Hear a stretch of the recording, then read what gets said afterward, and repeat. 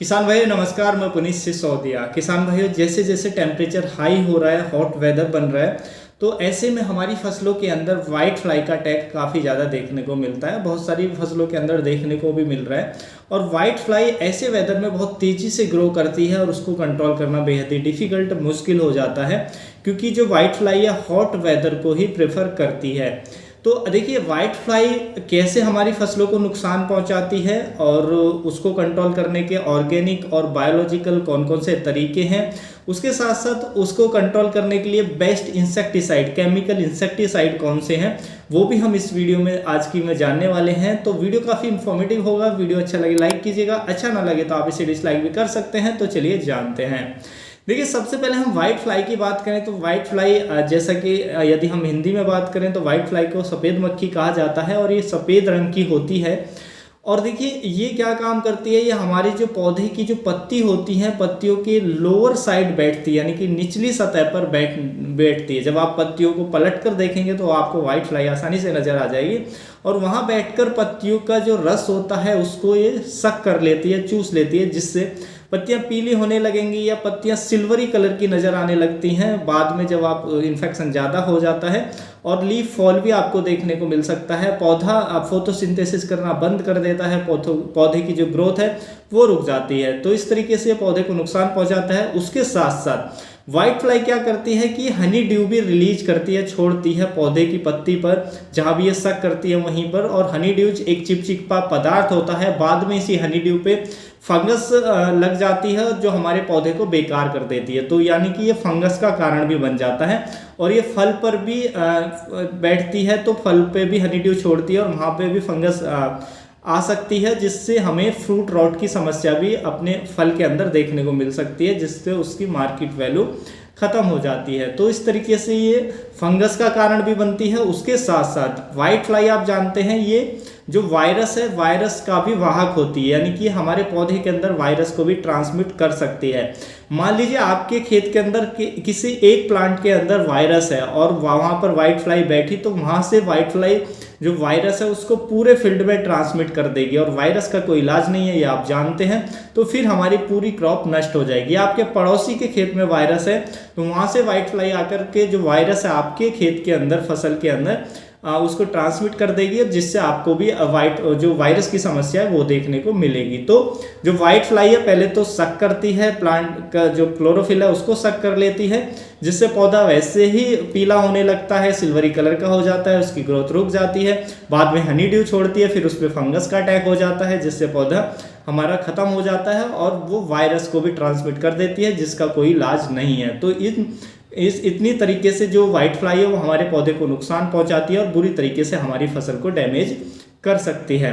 अब बात करते हैं कि वाइट फ्लाई को हमें कंट्रोल कैसे करना है। देखिए, सबसे पहले वाइट फ्लाई की मॉनिटरिंग के लिए आप जो येलो स्टिकी ट्रैप आती हैं, पीले रंग की जो ट्रैप आती हैं, उनको आप लगा सकते हैं खेत के अंदर। देखिए, जो येलो स्टिकी ट्रैप है वो मॉनिटरिंग करने में हेल्प करती हैं, यानी कि उनको आप लगा देते हैं तो आपको आसानी से पता चल जाएगा इनिशियल स्टेज में कि हाँ, फसल पे वाइट फ्लाई का अटैक हो रहा है, और इनिशियल स्टेज में ही हम उस पर कंट्रोल कर लेंगे तो वो आसानी से कंट्रोल हो जाएगी। तो येलो स्टिकी ट्रैप जो है वो स्पेशली जो मॉनिटरिंग के लिए काम आती हैं, तो आप वो लगा सकते हैं अपने फील्ड के अंदर, जिससे आपको इजीली पता लग जाएगा कि वाइट फ्लाई का अटैक हमारे खेत के अंदर हो चुका है।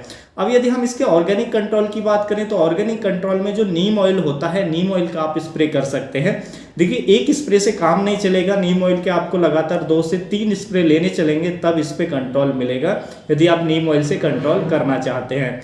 उसके साथ साथ बायोलॉजिकल कंट्रोल की बात करें तो एक कीट होता है, मित्र कीट होता है, जिसको हम ग्रीन लेसविंग के नाम से जानते हैं, जिसकी पिक्चर आप स्क्रीन पर देख सकते हैं। तो ये ग्रीन लेसविन के एग भी हमें मार्केट में मिल जाते हैं। उन एग को ला करके, एक स्ट्रिप से होती है ये, उसको ला करके हमें इवनिंग टाइम में अपने खेत के अंदर टांग देना होता है, तो वहाँ से ग्रीन लेसविन निकलता है। और फिर जो ये वाइट फ्लाई होती है, वाइट फ्लाई का जो निम्फ होता है या उसके अंडे होते हैं, उस पर ये उसको खाता है, उसका रस चूस लेता है, जिसको ये जो एग होते हैं उनको नष्ट कर देता है, निम्फ को नष्ट कर देता है। तो जो ग्रीन लेसविंग है ये भी बायोलॉजिकल कंट्रोल में हेल्प करता है, वाइट फ्लाई को बहुत अच्छे से कंट्रोल कर सकता है। तो ये बायोलॉजिकल कंट्रोल आप इस तरीके से कर सकते हैं।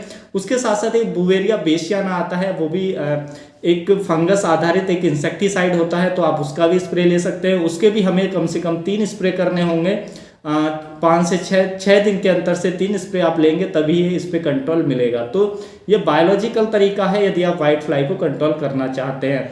यदि वाइट फ्लाई के लिए यदि हम बेस्ट इंसेक्टिसाइड की बात करें, केमिकल इंसेक्टिसाइड की बात करें, यदि आप केमिकल स्प्रे लेना चाहते हैं तो एक आता है हमारा एसिटामाप्रिड 20% एसपी फॉर्मुलेशन में, यानी कि सस्पेंशन पाउडर के फॉर्मुलेशन में देखने को मिलता है। तो ये टेक्निकल आप जिस भी कंपनी पे ट्रस्ट करते हैं उस कंपनी का जिस भी ब्रांड में मिले तो आप वो ब्रांड ले सकते हैं और इसका स्प्रे अपनी फसलों पर ले सकते हैं। इसकी जो डोज हमें रखनी होती है 0.4 से लेके 0.5 ग्राम पर लीटर पानी में मिलाकर स्प्रे करना होता है, यानी कि 1 एकड़ की बात करें तो 80 से लेके 100 ग्राम पर एकड़ के हिसाब से आप इसका स्प्रे कर सकते हैं। तो ये बहुत ही अच्छे से जो वाइट फ्लाई है उसको कंट्रोल करता है। देखिए एसिटामाप्रिड क्या करता है कि ये वाइट फ्लाई का जो निम्फ होता है उसके ऊपर भी काम करता है, जो एग होता है एग को भी नष्ट करता है, यानी कि इसके अंदर ओविसाइडल एक्शन भी होता है, निम्फ को भी नष्ट कर देता है और एडल्ट यानी कि जो प्रौढ़ अवस्था है उसको भी नष्ट करता है। तो जो वाइट फ्लाई की तीनों अवस्थाओं पे ये काम करता है जिससे बहुत ही अच्छा कंट्रोल मिलता है। और इन्फेक्शन यदि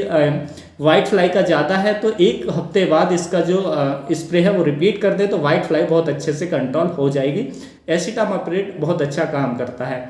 और यदि वाइट फ्लाई का इन्फेक्शन बहुत ज़्यादा हो चुका है, कंट्रोल में नहीं आ रही है, तो एक और प्रोडक्ट आता है, बहुत ही अच्छा इंसेक्टिसाइड है बासव कंपनी का, तो आप इसका भी उपयोग कर सकते हैं। यह आता है सेफिना के नाम से। इसके अंदर जो टेक्निकल होता है वो आप स्क्रीन पर देख सकते हैं। तो ये जो सेफिना है बहुत इफेक्टिवली कंट्रोल करता है वाइट फ्लाई पे। देखिए ये एक सेलेक्टिव इंसेक्टिसाइड है, यानी कि ये वाइट फ्लाई को ही अच्छे से कंट्रोल करता है। तो वाइट फ्लाई के लिए आप इसका स्प्रे दे सकते हैं। वाइट फ्लाई और जेसिड्स 2 कीटों पर ही काम करता है जो सेफिना होता है। तो वाइट फ्लाई को कंट्रोल करने के लिए बहुत ही प्रभावशाली है, लेकिन थोड़ा एक्सपेंसिव होता है। आप इसका जब भी उपयोग करें जब वाइट फ्लाई अन्य जो कीटनाशक हैं उनसे कंट्रोल नहीं हो रही है। अदरवाइज आप एसिटामाप्रिड का यूज कर सकते हैं, बहुत ही अच्छा वो भी कंट्रोल देता है। लेकिन जब कोई काम ना करे फिर सेफिना बेस्ट है और एक्सपेंसिव भी है। ये थोड़ा नया कीटनाशक है बासव कंपनी का, तो आप इसका स्प्रे ले सकते हैं। इसकी डोज जो रखनी होती है हमें 2 ml पर लीटर के हिसाब से रखनी होती है। तो ये वाइट फ्लाई को बहुत ही अच्छे से कंट्रोल करता है। और देखिए इन्फेक्शन यदि ज़्यादा है तो इसका भी आप रिपीट स्प्रे ले सकते हैं। लगभग 7 दिन बाद एक स्प्रे और रिपीट कर सकते हैं, तो जो वाइट फ्लाई है वो बहुत ही अच्छे से कंट्रोल हो जाएगी। तो उम्मीद है किसान भाइयों जो आज की जानकारी है आपको अच्छी लगी होगी। जानकारी अच्छी लगी तो वीडियो को लाइक कीजिएगा, ज़्यादा से ज़्यादा फार्मर के साथ इसे शेयर कीजिएगा ताकि उन तक भी ये जानकारी पहुंच सके। मिलूंगा मैं आपको एक और नई वीडियो में नई जानकारी के साथ। तब तक के लिए आप अपना बहुत बहुत ख्याल रखिएगा। धन्यवाद।